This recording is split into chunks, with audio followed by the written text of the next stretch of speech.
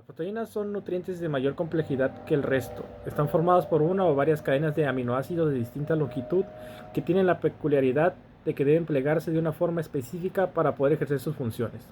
Con tan solo 20 aminoácidos distintos, las combinaciones posibles de proteínas son casi infinitas. Algunos de estos aminoácidos los pueden sintetizar nuestras células, mientras que otros no. Los denominados aminoácidos esenciales, por lo que es fundamental la ingesta de proteínas en nuestra dieta. Clasificación de las proteínas. Las proteínas se pueden clasificar dependiendo de su composición. Están las holoproteínas, que son proteínas simples, y las heteroproteínas, que son proteínas conjugadas. En las holoproteínas son proteínas formadas únicamente por aminoácidos. Estos se dividen en dos, en globulares y fibrosas.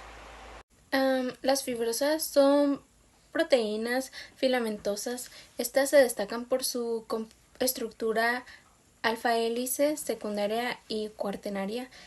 Son solubles en agua y unos ejemplos pueden ser el colágeno, la queratina y la elastina. Las globulares. Las globulares son proteínas redondeadas. Estas son solubles en agua y destaca su composición porque están formadas por una lámina delta plegada.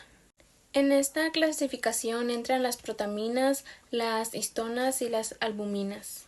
Las heteroproteínas. Las heteroproteínas son proteínas formadas por una fracción proteica y una fracción no proteica. Estas se le denomina grupo prostético. El grupo proteico está formado por una sola proteína y el grupo prostético está formado por una molécula no proteica. Estos se unen mediante enlaces covalentes. Dependiendo del grupo prostético, existen varios tipos de heteroproteínas. Primero están las glucoproteínas. Son proteínas formadas por una fracción glicídica y una fracción proteica unidas por un enlace covalente. Estos se encuentran en la membrana celular. Su función es estructural y el reconocimiento celular. Nucleoproteínas. Las nucleoproteínas son proteínas estructuralmente asociadas a un ácido nucleico. Puede ser ADN o ARN. Su función es crear nucleosomas y se localizan en el núcleo celular. Las lipoproteínas son complejos macromoleculares formados por un núcleo que contiene lípidos apolares y una capa externa polar, formada por fosfolípidos, colesterol libre y proteínas. Estas actúan como transporte de triglicéridos, colesterol y otros lípidos entre los tejidos a través de la sangre. Se clasifican conforme su densidad. Pueden ser lipoproteínas de alta densidad, lipoproteínas de baja densidad y lipoproteínas de muy baja densidad. Fosfoproteínas. Su función es protección de estructuras celulares, señalización celular y reguladora. Pueden encontrar en unas proteínas, por ejemplo, la caseína, la vitelina, que pueden ver en la imagen, que es el huevo y su estructura. Las cromoproteínas. Estas son una proteína más un pigmento. Se le puede llamar grupos metálicos. Su grupo prostético, porfirina, que se llama un grupo hemo y un grupo proteico. En destacan dos: la mioglobina y la hemoglobina. La mioglobina es muy importante ya que es la que se encarga de transportar oxígeno al músculo esquelético y al músculo cardíaco. Está formado por una parte proteica, una globina y un grupo hemo. En cambio, la hemoglobina es la que se encarga de transportar oxígeno a todo nuestro cuerpo. Está conformada por una parte proteica y un grupo hemo. Las funciones de las proteínas se derivan directamente del tipo de aminoácido que la constituye y del orden en el que estos se encuentran. Las proteínas determinan la forma y la estructura de las células y dirigen casi todos los procesos vitales. Las principales funciones de las proteínas son las siguientes: estructural, forman tejidos de sostén, aportan elasticidad y resistencia a órganos y tejidos, forman estructuras celulares y actúan como receptores, formando parte de la membrana celular o facilitando el transporte de sustancias. Enzimática. Las proteínas actúan como catalizadores, acelerando las reacciones químicas del metabolismo. Hormonal. Algunas hormonas son de naturaleza proteica, como la insulina y el glucagón, que son las encargadas de regular los niveles de glucosa en la sangre y la hormona del crecimiento. Defensa. Las proteínas desarrollan anticuerpos y son las encargadas de regular factores contra agentes extraños, infecciones y toxinas bacterianas. Transporte. Las proteínas se encargan de permitir darle el paso a moléculas, bombear solutos y aportan energía. Comunicación. Participan en la transmisión de señales dentro y fuera de la célula. Reserva. Ya que las proteínas pueden utilizarse como energía en caso de que los carbohidratos y las grasas sean insuficientes. Contracción muscular, ya que facilitan el movimiento de las células porque forman parte de las miofibrillas que ayudan a la contracción muscular. Les voy a hablar sobre la estructura primaria y secundaria. Para empezar vamos a hablar sobre la estructura primaria o covalente. En primer lugar, la estructura tridimensional de las proteínas está determinada por la identidad de los aminoácidos que la componen y por el orden en concreto en que estos aminoácidos se disponen en la cadena. Esa estructura se determina por la secuencia de aminoácidos de la cadena polipeptídica y la posición de los puentes de disulfuro. Su importancia es conocer la estructura primaria de una proteína. Es de gran relevancia ya que esta nos ayuda a entender su función, ya que esta depende de la secuencia de los aminoácidos y de la forma que adopte, además que es posible en encontrar el origen de una enfermedad genética que pueda radicar en una secuencia normal de la cadena. Sus características principales son que el orden de los aminoácidos en cada cadena peptídica no es arbitrario, o sea que no hay un orden, sino que obedece a un plan predeterminado en el ADN. Otro punto sería determinar las demás estructuras de la proteína, además de también de que se determina por enlaces covalentes. La estructura secundaria. Esta estructura especifica la conformación local de segmentos de la proteína, en los que la cadena adopta conformaciones regulares repetitivas, como las hélices A y las hebras B, o no repetitivas, como vueltas y giros de conformación definida. Esta estructura, ¿quién lo propuso? Esta estructura secundaria fue propuesta por Linus Pauling y Robert Corey, que realizaron un modelo basado en el estudio de la disposición espacial más estable y energéticamente favorable de los elementos de las cadenas polipeptídicas. Sus principales características son la estructura helicoidal con enrollamiento dextrogiro. También inicia con un grupo amino y termina con un grupo carboxilo. Además, también mantiene su forma mediante puentes de hidrógeno. Las estructuras secundarias más comunes son las hélices alfa. Las hélices alfa se presentan cuando un grupo de aminoácidos contiguos en la secuencia adopta ángulos de torsión que corresponden al cuadrante inferior izquierdo. Estos residuos generan una estructura helicoidal repetitiva en la que se forma un puente de hidrógeno, y gracias a estos puentes la hélice se encuentra estable. En esta estructura la cadena polipeptídica se desarrolla en espiral sobre sí misma debido a que los giros producidos en torno al carbono alfa de la cadena del aminoácido. Por cierto, cada giro incluye 3.6 residuos por vuelta. Esta estructura se mantiene gracias a los enlaces de hidrógeno intracatenarios.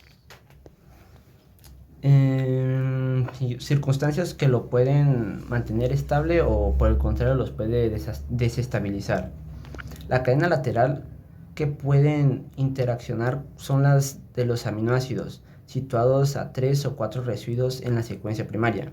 Si esta distancia se encuentran aminoácidos con cadenas laterales que permitan establecer interacciones no covalentes, esta ejercerá un efecto estabilizador, pero si se dan fuerzas de repulsión, el efecto será desestabilizador.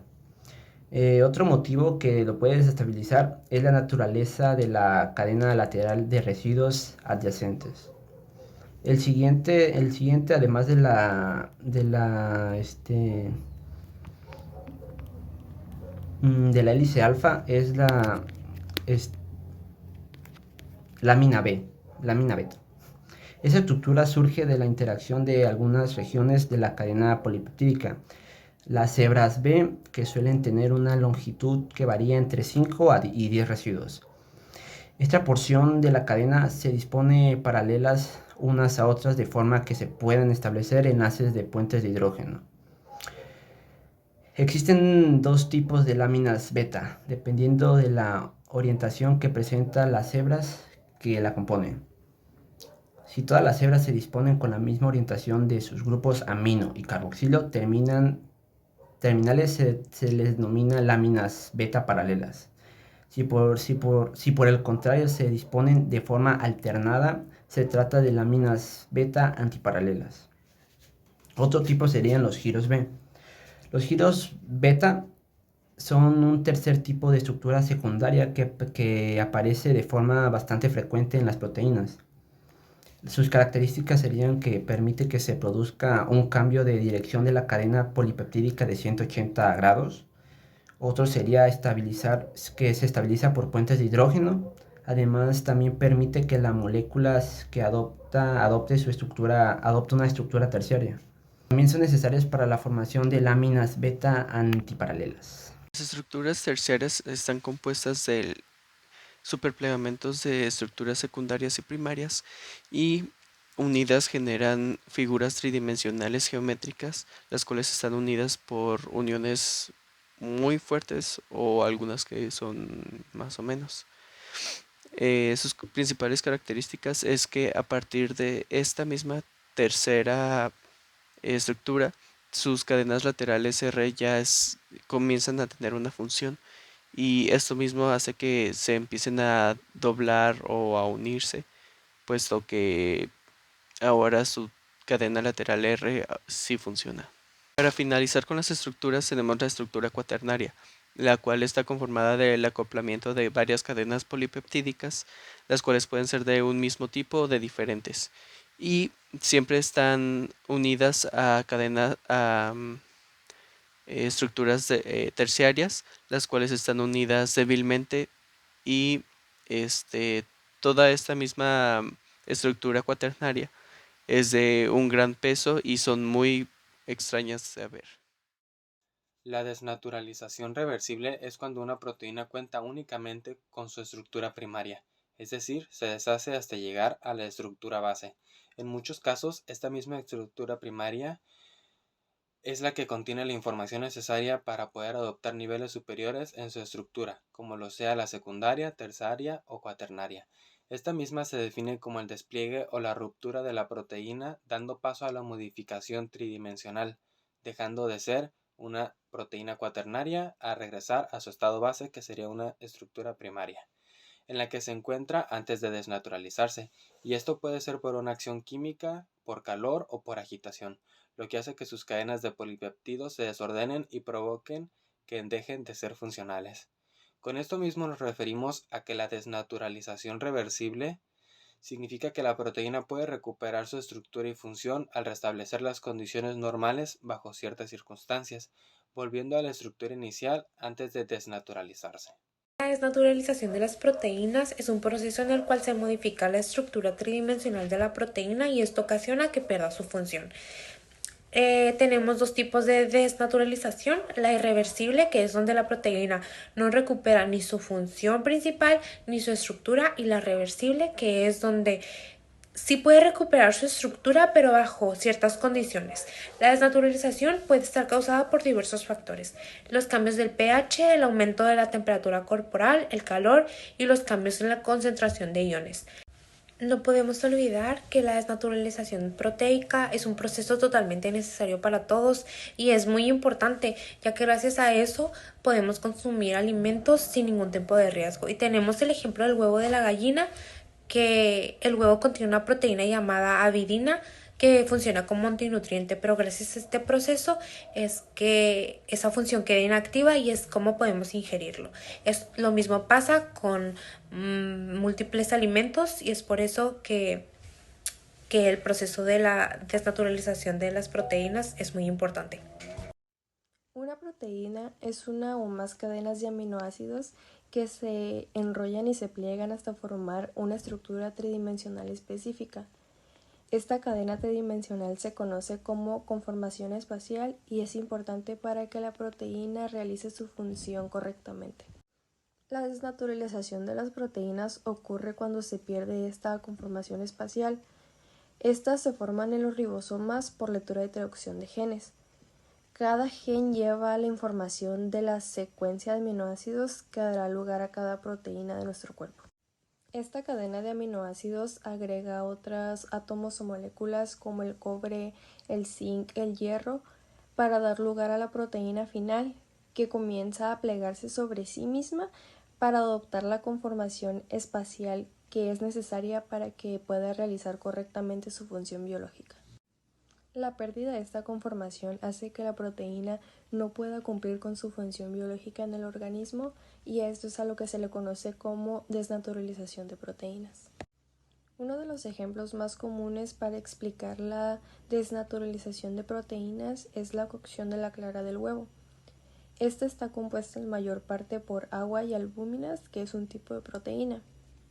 Cuando la temperatura aumenta, las proteínas se desnaturalizan y hace que la clara del huevo pierda su solubilidad, deje de ser líquida y transparente y pase a ser opaca, de color blanco y sólida.